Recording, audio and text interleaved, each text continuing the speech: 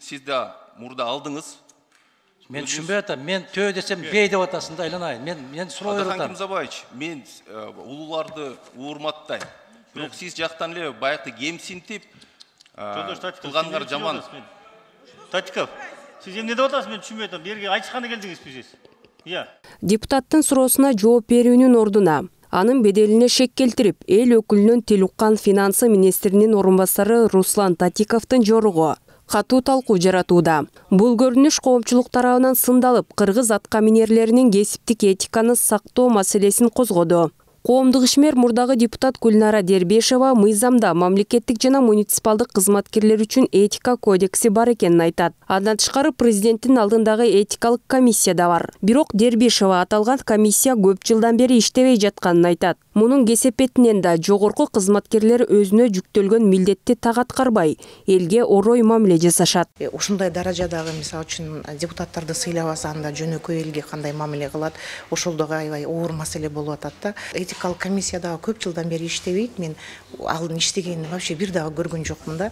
Анан жылдан жылга эгерде ушундай эле кырдаал кала берсе, анда биз толук система, мамлекеттик кызматкерлердин жүрүм туруму, этикасыны, анан ошондой эле кадр саясатыбызды да толук жоготуп алабыз да.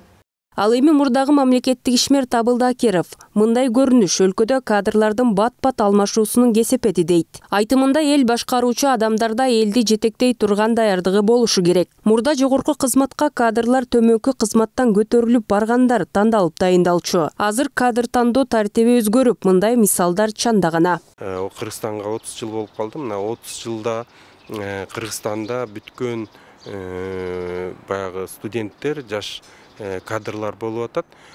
Алар болсо көпчүлүгү сабакка барышкан эмес, сабакка барбай диплом алышкан. Же болбосо ар кайсы чет мамлекеттерде иштеп жүрүп сырттан окушкан. Ошондой кадрлар азыр да мамлекеттик кызматка тартылып атат да.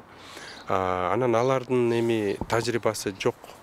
Кадрды деген бул ондоп 20-30 жылдап мамлекет тарбиялайт да. Бизде болсо кадрларыбызды 30 жылдын ичинде 3 революциянын негизинде жок кылып алдык да. Деген менен адистер мамлекеттик кызматка билимин чет жактан жогорулатып келгени менен адамдын дээринде маданият калыптанбаса, ал кандай кызматты ээлебесин этиканы сактап, эл менен иштеше албастыгын айтышат. Окутуучулукта министрликке чейин көтөрүлүп, мурдагы чакырылыштын депутаты Кыргызстандын Түркия менен Өзбекстандагы элчиси болуп эмгектенген Ибрагим Жунусов өлкөдө кадр саясатындагы этика маселеси аксап турганын айтат. Мындай нерсе болот, өзү болуп да келген. Бирок убактысында ал кайсы иште отурганына карабастан аны алмаштырганга аракет кылыш керек да. Бир убакыт бериш керек. Ошол убакытта ал өзүн эптей албады, ошону алып кете албады. Ал башка орунга жылдырыш керек, жылдыракка коюш керек. Биринчи кезекте мен маданият адамы катары да айтып кетем, маданияттуулукту кармаш керек. Маданият болбосо аны сүйлөгөнү дагы, көптү билгени дагы, көпкө кереги тийгени дагы бардыгы бир тиим болуп калат да. Маданият бир гана министрлерде, бир гана өкмөт мүчөлөрүндө, бир гана жогорку кеңеште иштегендер үчүн эмес. Маданият бул бардыгына керек.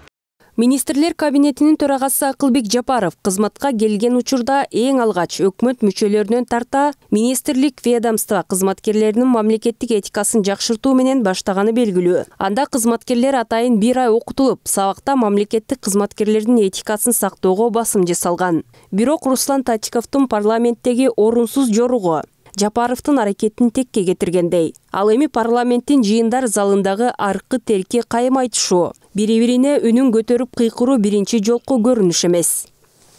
Тазагүл Эмилбекова, Бекназар Арыкбаев, Нью ТВ.